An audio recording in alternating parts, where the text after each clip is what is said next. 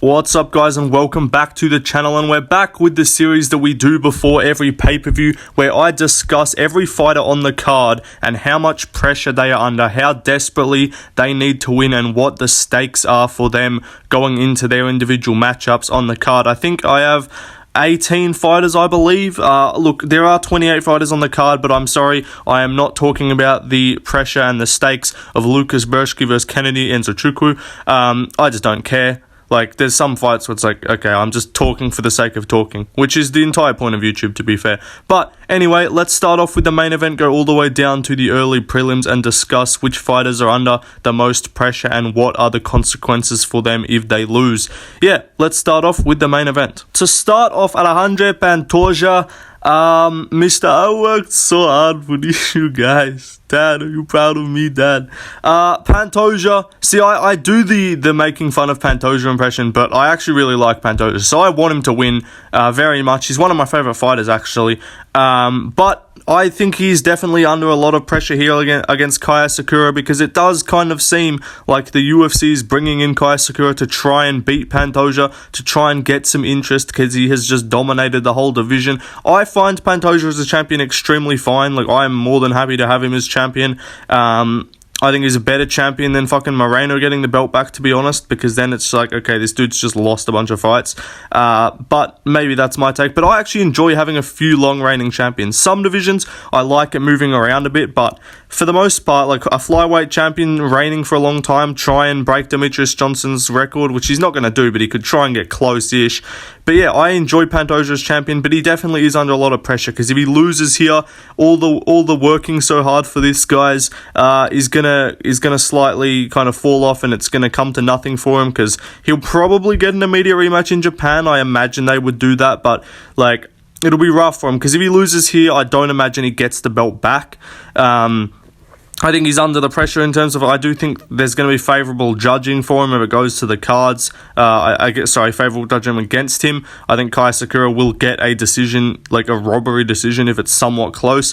But I think he needs to finish Kaya Sakura and dominate and prove to everyone that he is one of the best champions on the roster, does deserve to be higher on the pound-for-pound list. And yeah, if he wins this, I actually think this is one of his harder matchups. Maybe not one of his harder matchups, but one of his more dangerous matchups, because not many guys he fight do have the potential to just sleep him. Kaya Sakura does have the capability to KO Pantoja, which I am worried about, like a knee or something, or an uppercut or something as Pantoja shoots in for a takedown. But I think he'll still win, but I am a bit worried. So we'll see what happens. But yeah, Pantoja definitely one of the fighters under the most pressure as a sort of champion who's not one of the UFC's favourite fighters. Like, he's not like Pereira, where he just has infinite favour with the UFC and they'll do whatever he wants and stuff. Like, Pantoja's going to have to keep just saying yes to whatever the UFC asks of him, and he's going to keep doing that because he's a G. But I'm worried if he loses, what's going to happen. Like, he won't get too many more opportunities here, to be honest, even though he deserves it. Anyway, let's move on though to the other fighter in the main event. Sakura also under a fair bit of pressure. He has the entire fucking country of Japan relying on this guy to win so that they can have their first UFC champion. That is a lot of pressure.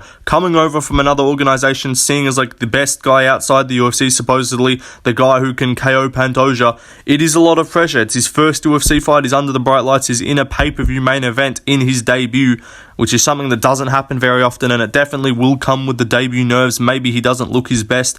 If he wins here, that's great for him. I still want Pantoja to win, but I do understand why some fans want someone like a new champion, right? I don't want no K-pop champion, as that guy in the crowd randomly said at the face-off. But Kaya Sakura, yeah, he's coming over from Ryzen, definitely under a bit of pressure. UFC wants him to win. I think that's pretty clear to most people. So yeah, he's got the pressure of Japan on his shoulders, the pressure of a UFC debut, the fact that like he can become Japan's first champion, as I said. So yeah, Sakura definitely under a fair bit of pressure. Definitely, I wouldn't say like needs the win, but it would be very good for him, and it would mean he could really explode into potential star status if he could KO Pantoja, because I don't think he'll win by decision. That's my take. Anyway, let's move on though to the co-main event. Next up, we got Shavkat Rakhmonov. Definitely under a lot of pressure, because I think he's under more pressure than Ian Gary, I'll say that. Mostly because of how much he's favoured to win. I think he's like expected to win by the odds. But also because he had a title shot against Bilal.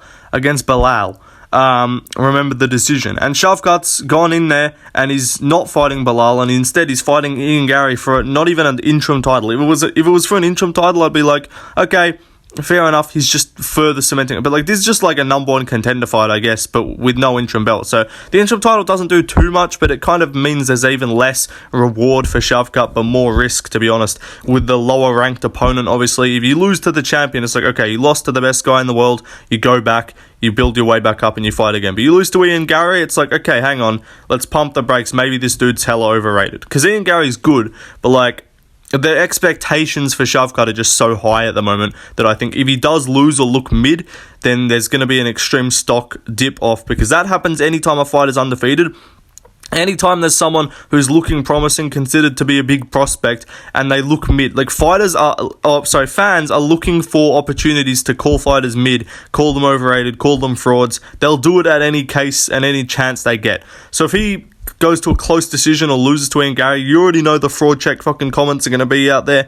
But I do think he is under more pressure than Ian Gary, who I will talk about right now. So, Ian Gary definitely under some pressure, as are both fighters in this matchup. I forgot to say again with Shavkat, undefeated versus undefeated. So, you don't want to lose 0. That's pressure every time you go out there. There's always that added pressure on you when you're an undefeated fighter. And you do kind of see it with a guy like Sean Brady, who had that pressure on him and talked about that pressure after he lost to Bilal, and then looked amazing in his next 2 fights against Gastelum and Gilbert Burns. Is once you have that pressure off your shoulders, it can kind of be a bit of a blessing in disguise, because unlike with boxing, fans aren't retarded and don't call you a bum after one loss.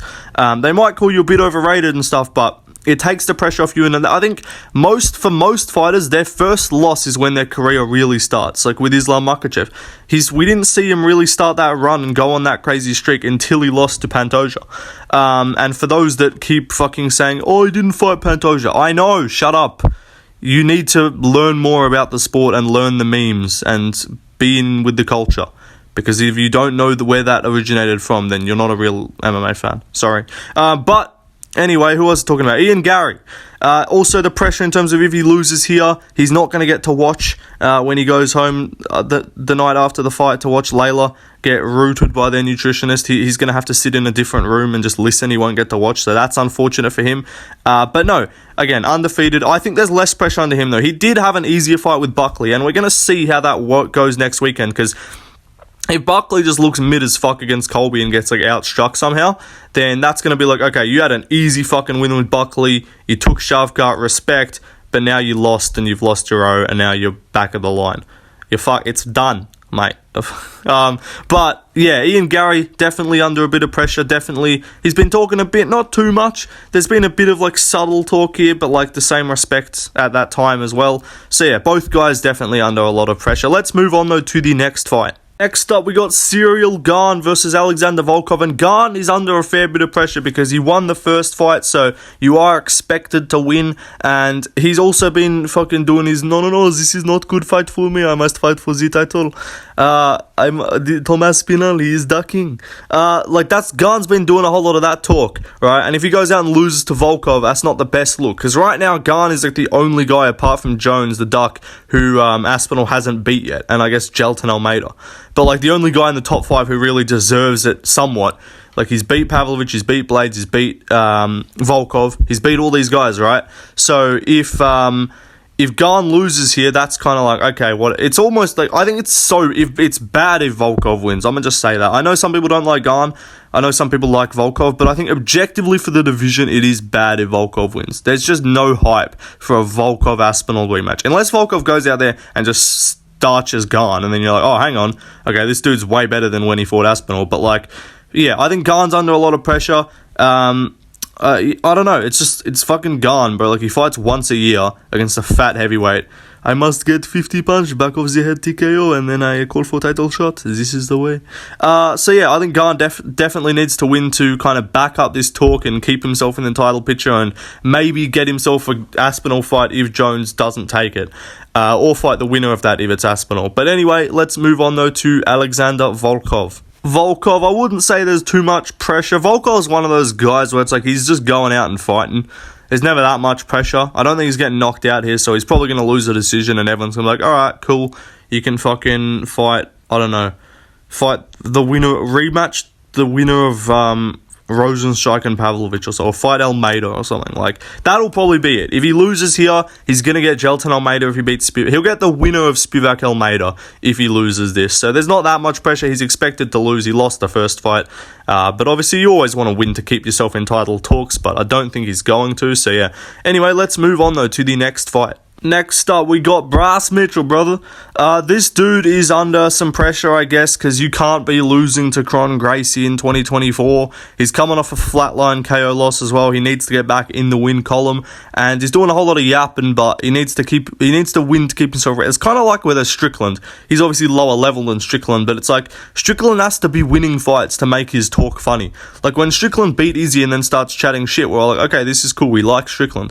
But when he loses to Drickus, takes like a bit of time off, beats Costa, boring decision, and then doesn't fight since then, and he's still doing all this, guys, fucking trans people, am I right? It's like, just shut up. Like, you gotta win fights to then start talking shit, and then it's actually funny. So Bryce Mitchell, I think he will just be irrelevant. If you lose to Kron Gracie, it's fucking wraps for your whole career. You should just retire. Anyway, let's move on though to the man, the myth, the legend, Kron Gracie. So, the man, the myth, the legend, Kron Gracie. I wouldn't say he's under too much pressure, you know. He's probably gonna get whipped by all the other Gracies back home. If he loses this, they're gonna fucking shout at him in Portuguese, and he's just disgraced the family. But Kron Gracie, I don't know, like, why is this guy on the main card? You're coming off a loss to Charles Jourdain, and before that, a loss to Cub Swanson. So yeah, I don't know, maybe he shows up good, but like, you're 36 years old, he clearly doesn't give a fuck about the sport anymore. Last time he showed up, they're like, what does it mean to be fighting on the 30th year of the UFC since Royce Gracie won the first UFC fight or whatever? And he's like, I don't care. I'm not going to do a Kron Gracie impression, because he will just, I don't know what he sounds like, but like, he just didn't give a fuck. He's like, I could not care less. He's yapping about the rules, asking for it to be a 25-minute or 15-minute round. Like, buddy, we're not in the 90s. But yeah, Kron Gracie needs to win to keep the Gracie family lineage alive, you know. Anyway, let's move on though to the next fighter. Next up, we got the on-paper GOAT of the sport, Anthony Smith. I would say he's under a bit of pressure because, again, you can't be losing to Roman Dolidze and still be considered good, which I don't think anyone does consider him good, but like, if you get chinned here by Reyes, that's going to make it like fucking 4 losses out of your last 5, basically. Like, what's his schedule? He lost to Johnny Walker, he lost to Khalil Roundtree, he beat fucking Vitor Petrino somehow, he lost to Roman Dolidze. So yeah, if he loses here, it'll be 4 losses out of his last 5. I don't think the UFC will cut him, but that pretty much is like, okay, then you're getting fucking Zhang Ming Yang next, and you're going to get slept. So like, Anthony Smith's entire like basis of I think he will finally no longer be a ranked opponent. He'll no longer be a ranked fighter if he loses here, I believe. Maybe they'll have him at like 15, but yeah, it's only worse for him here, buddy. Like, you're getting fucking Zhang Ming Yang or fucking Artem Vadakov or Umar Sy after this. So like, count your days, buddy. But anyway, let's move on to his opponent. Dominic Reyes. There is a fair bit of pressure on Reyes, in my opinion, because even though he did break the losing streak last time out, it's like, if you lose to Smith, you're cooked. Like, retire. If you lose to Anthony Smith in 2024 or beyond, you should not be a professional mixed martial artist. Simple. Vitor Petrino is not a martial artist, he's an athlete. He's a juicehead Brazilian with very little skill and just all his fucking points in athleticism and strength with no technique. Alright? No fight IQ. So if Reyes loses to Smith somehow, who has not looked good since... He didn't look good against Vitor Petrino. I'm not counting that as a good look. The last time he looked good, you could say, was Ryan Spann, I guess. That fight was after Johnny Walker, so maybe, never mind. There's one more win in there, but like, again, that you're on Ryan Spann level. He got chinned by Ryan Spann, but like, you're on Ryan Spann retardation timing if you fucking manage to lose to Anthony Smith. Like, that's wraps for your whole career. So Reyes needs to win to keep the streak going and potentially maybe revive his career and get himself a top 10 opponent. Let's move on though to the next fighter. Next up, we got Themba Gorimbo. I think he's under a fair bit of pressure because he's managed to finesse his way into the easiest ranked opponent on the fucking roster right now. Like, apart from in the welterweight division for sure, and even in the whole UFC, like, you're looking at like Anthony Smith level at this stage to be getting a ranked opponent of Vicente Luque's caliber at this stage of his career. If you lose here, it's over for you. You're never going to be anything. I already think he sucks and he won't beat any other ranked fighters, but like he's managed to find the one guy that he can beat, and if he loses, yeah, it's wraps. Back to the apex for you, buddy. But like this guy, I think he's from Zimbabwe. You know, if he gets a finish here, you're looking at a $50,000 bonus. You know, that's about 2 billion Zimbabwe dollars. You know, with the inflation going on there. I know that I don't even think that's right now. That was ages ago, but you know, trying to make jokes here, guys. But. Themba Gorimbo. Anyway, again, 2 a.m. recording, leave me alone. But Gorimbo, Themba Magumbu, yeah, he needs to win, because otherwise you're never going to be anything in the sport. And he's 34, he's older than Luque somehow. That's interesting. Let's move on, though, to that man that I'm talking about, Vicente Luque. Next up, Vicente Luque, under a lot of pressure there. This guy's fighting to keep his fucking career alive. I don't know what's going on with him. He's quit against Buckley. Looked terrible, got fucking slept by Jeff Neal, looked shit against RDA. Like, Vicente Luque is fighting to keep himself as a relevant name. He called out, he said, after I win this fight, I want to fight Carlos Prates. Brother, don't do that, man. I'm not even a massive Luque fan, but like, I'm looking out for a brother, bro. Like, Luque, please don't do that for your health. Like, I love Prates, bro. I love myself some CP. But, like, come on. I'd love to see that dude just keep getting KOs, right? Keep knocking fools out, but I don't want him to fucking fight Luque, bro. Like, Luque, that's bad for your health, mate. Don't do that. So, yeah, he needs to win here, and then he can look for some easy fights against, I don't know, he could rematch Wonderboy. He would probably lose, but, like, at least those are two kind of on the decline, washed kind of fighters. But, like, get yourself some relevant names who aren't going to KO you, probably. Maybe Wonderboy KOs him, I don't know. Anyway, let's move on, though, to the next fight.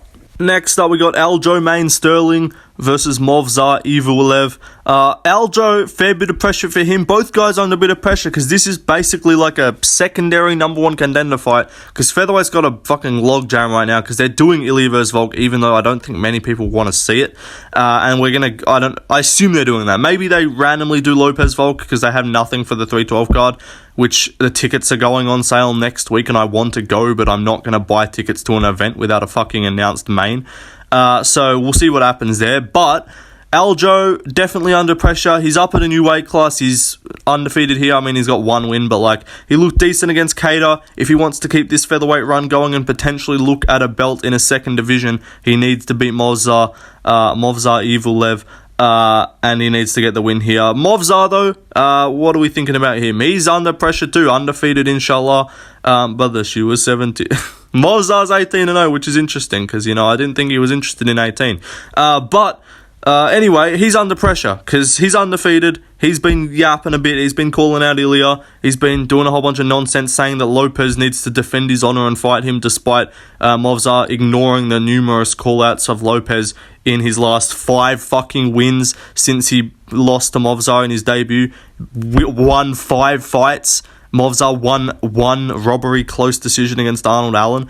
And he dares to fucking say, hey, Lopez, you better fight me on short notice in Salt Lake City, when Lopez has been calling him out after all of his fucking wins, saying, run it back. Oh, now you're ranked above me? Alright, better call you out then. Typical Dagestanis, refuse to fight down in the rankings. Anyway, not even Dagestan, just Movsar, fucking privilege. He's not even privileged. He's won like 8 fights without a title shot. But anyway, I just don't like Movsar. Let's move on, though. He definitely needs to get the win here. I'd say slightly more pressure for Movsar than Aljo, just because I think Dana fucking hates him and will look for any... Like, he needs to do well here, too, because if he has another boring decision, Dana's going to go to the press... What's the... Movsar? Title shot? No. It wasn't a barn burner, was it? It was a boring fight. I think the fans fucking fell asleep. You know, people were wondering why we didn't have this fight on the fucking main card. Now you know. It was a fucking horrible fight, and I'm embarrassed. I will make it up to the fan. Like, Dana's going to go off if Movsar has a boring decision. So, yeah, Movsar needs to win here to preserve his legacy and honor in the cliffs. Let's move on, though, to the next fight. Also, why is Movsar looking fucking emo right now? Who cut bro's hair? Anyway, let's move on, though. Brian Battle. Definitely under a bit of pressure. He's built a name for himself. He's become a recognizable fan favorite for the hardcore fans after his elite walkout song, and his call out and his post-fight interview and performance in Paris against Kevin Gisette. because I know y'all didn't think the Butcher was going to lose in a fist fight to a French dude. So yeah, he won that shit, and he's looking good. He's calling people out. He's become a funny guy. You know, Brian, aka You Know What I'm Saying Battle, listen to this guy's media interview. I'm not kidding. He said, you know what I'm saying, 15 times in about 2 minutes. You know what I'm saying? But yeah, he definitely needs to win here. I think Randy Brown's a step up, but it's like you could have argued this guy get a ranked opponent maybe, even though he hasn't beaten people that good, but he's fighting for a ranked opponent here, I believe. So yeah, he definitely needs to get the win to keep the momentum going. Randy Rude Boy Brown though, lanky Jamaican, I don't know, he's under a bit of pressure, I guess. You don't want to lose fights. I don't know. No, I don't think Randy Brown's looking at a ranking though, because like he looked mid against Zaleski, and he beat Muslim Salikov. Congrats, but like I don't know. Apart from that, I haven't been that impressed by Randy Brown. Like, he looked mid against Wellington Turman. Like, I don't know. Anyway, let's move on, though, to the next fighter. Next up, we got Josh Van. I'm skipping fights. I don't care about Weidman Anders. I don't care about Chiesa and shit. Could not care less. Anyway, Josh Van, he's my guy, bro. I love Josh Van. I fuck with Josh Van heavy. He needs to win here, in my opinion, because the loss to Charles Johnson was not great. Charles Johnson's looking real solid, though. Like, he went 4-0 this year. This is Van's fourth fight this year, too, but he obviously had that loss in there. So he's looking to go 3-1, which would still be a very good year for him. This is going to be his sixth fight since June 22nd of last year. So I think, what's that? July, August, September, October, November, December. That's 18 months. He's fought 6 times. Van's on some fucking crazy activity, bro. Like, put this guy at the top of the fucking UFC most active fighters tier list. He's fighting very often. I think he's averaging once every 88 days if you include this fight here. But he needs to beat Cody Durden, because once you have that first loss in your career, obviously you lost outside the UFC, but your first UFC loss as a prospect, you do need to then, from there on out, like, you got to keep winning until you're at least like a top 10, top 5 guy. Right, like, you can afford, if Van gets to the top 5 and loses to fucking Brandon Royval, alright, no worries. He's still really good, but like, if he has another loss here to an unranked or low-ranked opponent like Cody Durden, he's also fighting for a ranking here. But yeah, that will kind of pump the brakes a lot, because I do think he beats Charles Johnson most times they fight. I think he just got a bit reckless and got cracked there. His chin is an issue. But I don't think Cody Durden's chinning him. So yeah, if you get chinned by Cody Durden, that's a really bad look. And if you get out grappled, it's not a terrible look, but it just means we've got a long way to go, because he's like 24. So it'll just mean, Van, it's all good, but you just got a way to go. So just chill for a bit, fight bums, fight every 3 months in the Apex against Cans, right, and just do well. But for now, Van definitely needs to get the win here. I can't be fucked talking about Cody Durden or anything else, but we got one other fighter to talk about. Last up, we got Chase Hooper, another prospect here. Probably way more favoured than Josh Van, I'll say that. He's getting a layup here in a 43-year-old Clay Guida. If you lose to Clay Guida, then we have an ending of the lightweight. Like, I know Bedtime has been glazing Chase Hooper. He's very good, and I think he has the potential to be a great fighter in this division, because he is young. He's like 25, which is nuts, because he's had a bunch of UFC fights.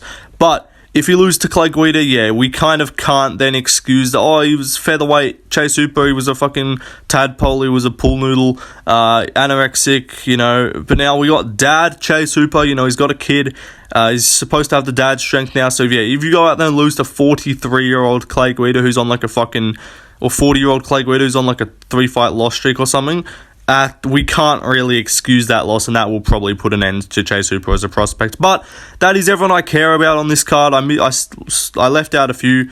I don't know, who did I leave out? Landwehr and Choi, their fight's literally no stakes. It's just 2 guys who are going to scrap. Weidman Anders, both unks, who cares? Chiesa Griffin, both unks, who cares? What else is there? And then Unjujuku, Mbajugu versus Bergi. I'm not even trying to pronounce these names right. Yeah, who cares again? In Zetriku, I guess you're a heavyweight. You don't want to end your heavyweight run, I guess. But I don't know. Yeah, that's it, guys. Hope you enjoyed. Drop some other video ideas you guys want to see next week. I won't upload again until after the card is done. I might stream, I might not. I want to stream for Josh Van, but apart from that, my mate's coming over later, so I probably won't be able to stream much of the card. But yeah, peace out, guys. Drop some more videos you guys want to see next week. I'm going to do a fucking individual Jamal Hill video at some point, just ranting on that guy, because I actually fucking despise him as a person. So yeah, anyway, guys, that'll do it. Peace out. See you in the next one. Good night.